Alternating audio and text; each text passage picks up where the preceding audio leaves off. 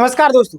माध्यमिक आचार्य को लेकर के बहुत ही बड़ी अपडेट आ रही है और ये जो अपडेट है काफ़ी ज़्यादा इम्पोर्टेंट है, जहाँ पे हम डिटेल में चर्चा करने वाले हैं। देखिएगा, रिजल्ट को लेकर के बड़ा खुलासा आ रहा है, प्लस में जीएसएससी पर एक मतलब बोल सकते हैं जीएसएससी का एक बड़ा फैसला वो भी सामने आ रहा है। मेरिट कैसे बनेगी और कट ऑफ कितना जाएगा, आंसर की कब तक आएगा, ये सारी चीज़ों को लेकर के मैं आज डिटेल में चर्चा करने वाला हूँ। अगर आप नए होंगे चैनल में तो सब्सक्राइब कर लीजिए।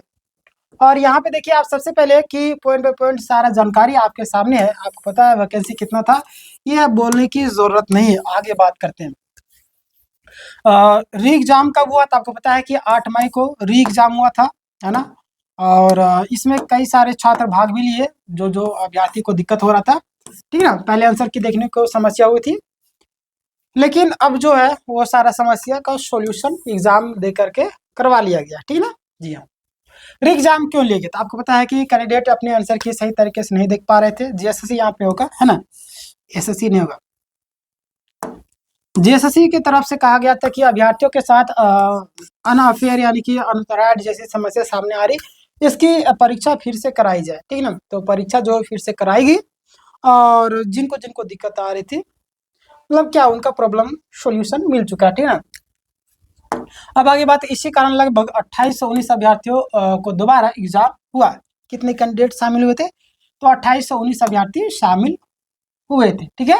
चलिए, अनुमानता है कि जो 2600 से 2700 उम्मीदवार परीक्षा में शामिल हुए, बहुत कम लोग अनुपस्थित रहे थे, है ना? देखिए, इतने सारे लोग मतलब कि शामिल हुए थे, यानी कि बहुत ना के बराबर अनुपस्थित हुए थे, ठीक है ना? जाहिर सी बात कि कोई व्यक्ति मेहनत करता है तो उसका परिणाम आना चाहिए, है ना? अगर मान लेते हैं हम परीक्षा दिया, कोई कारणवश से मुझे दोबारा परीक्षा दे के नहीं देंगे, बहुत सारे लोग ऐसे मतलब पागल किस्म के लोग रहते हैं, वो लोग नहीं देते हैं। अब बोलेगा पागल किसको बोले? भाई, आपका री एग्ज़ाम हो रहा है, तो देना चाहिए, या तो रेयर या तो उनका कहीं और नौकरी लग गया होगा, या तो जैसे-तैसे मतलब चलते-फिरते अगर चलो फॉर्म को फिल अप करते हैं, हमरो भर दें। ऐसे नहीं था डिग्री लेकर के बैठे रहना, फॉर्म को फिल अप कर दे, ऐसे लोग होते हैं, ठीक है ना? कोई दिक्कत नहीं। जाने दीजिए, जिनका होना रहेगा हो जाएगा। जो लोग फालतू में जनसंख्या बढ़ाने के लिए आते हैं, उनकी बात हम नहीं करेंगे। बहुत कम लोग अनुपस्थित रहे थे। कई सेंटरों पर 250 सीटों में से आपका 10 से 20 छात्र ही अनुपस्थित रहे थे। क्लियर? जी हाँ, आगे बात है। कई सारे लोग को कई सारे रीज़न भी आते हैं जिसके कारण अनुपस्थित रहते हैं, है ना? खैर उनकी बात हम नहीं करेंगे। परीक्षा किन-किन विषय की होती है? आपको पता है कि परीक्षा जो आपका इंग्लिश हो गया, पॉलिटिकल साइंस हो गया, उर्दू हो गया, कंप्यूटर साइंस हो गया, अन्य जो विषय है उनमें हुआ था। परीक्षा कितने शिफ्ट में था? परीक्षा आपका 2 शिफ्ट में हुई थी, ये तो आप सभी जानते हैं, फर्स्ट सेकंड, ठीक है। परीक्षा का जो लेवल है उम्मीदवारों के अनुसार, उम्मीदवार बोल रहे कि पहले आपका जनवरी वाले एग्जाम आसान थे, बट अभी जो है ना, अभी का जो पेपर का जो इजी एंड मॉडरेट था, अभी का जो पेपर है उसका लेवल इजी एंड मॉडरेट था, मतलब ठीक ठाक था, ठीक है। और कई कैंडिडेट्स ने कहा कि पेपर जनवरी 2026 की परीक्षा से आसान था। मतलब कि देखिए, आसान और कठिन का डेफिनेशन क्या है? जिस प्रश्न को मैं जान रहा हूँ वो हमारे लिए आसान है, जिस प्रश्न को मैं नहीं जान रहा वो हमारे लिए कठिन है। अगर पूछ दे भारत का प्रधानमंत्री कौन है, जो इंसान पढ़ा लिखा ना हो उसके लिए क्वेश्चन तो कठिन है कि नहीं? और जो व्यक्ति जान रहा है, हम जैसे आप सभी लोग, ये तो बेसिक सा प्रश्न है, हर एक कोई को जाना चाहिए, तो इसके लिए नॉर्मल से प्रश्न है। तो इसी तरीके से, ठीक है। चलिए आगे बात करते हैं। परीक्षा के दौरान क्या समस्या हुई? तो यहाँ पे ध्यान दीजिए, परीक्षा के दौरान जो है क्या क्या समस्याएं सामने आई। एक बड़े सेंटर पर परीक्षा के दौरान लगभग 1 घंटा बाकी रहने पर सभी कंप्यूटर सिस्टम अचानक बंद हो गए।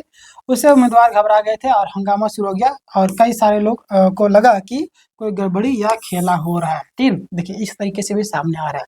अब क्या कीजिएगा भाई, पता नहीं किस हिसाब से लोग अरेंज करते हैं।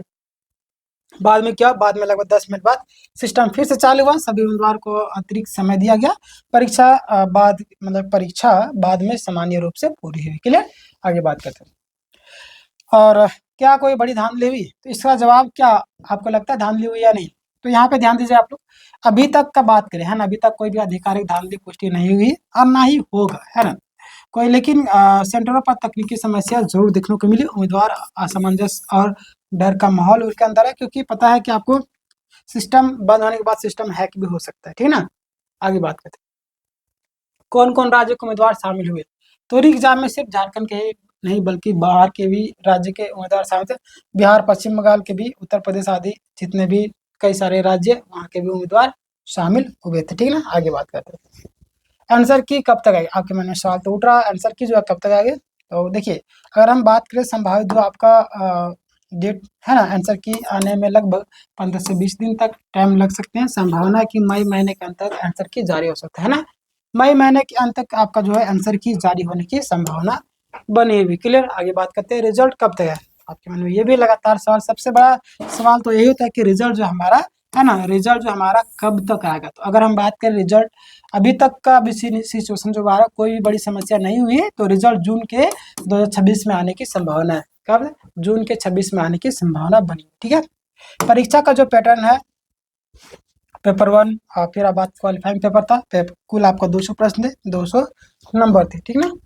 फिर पास होने के लिए आपका 33 नंबर जरूरी था, ये तो आप सभी जानते हैं। पेपर 2 में बात करें, पेपर 2 में आपका मेरिट इसी देखिए पेपर 2 के आधार पर जेएसएससी मेरिट बनाते हैं, ठीक ना। तो इसमें आपका फाइनल कट ऑफ सिलेक्शन इसी के आधार पर आपका होगा। क्लियर, इसमें आपका अच्छा है तो अच्छा होगा।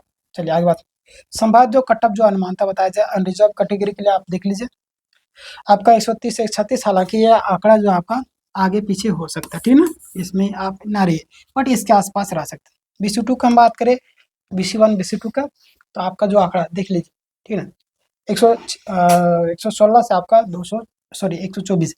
SC कैटेगरी का अगर 102 से 110, ST की बात करें तो आपका 90 से 98 मतलब कि 100 के आसपास, ठीक है। तो ये सारी चीजें जो आपको ध्यान रखिए, मतलब कि EVS अगर बात करें है ना, EWS वाले 110 से 116, ठीक है।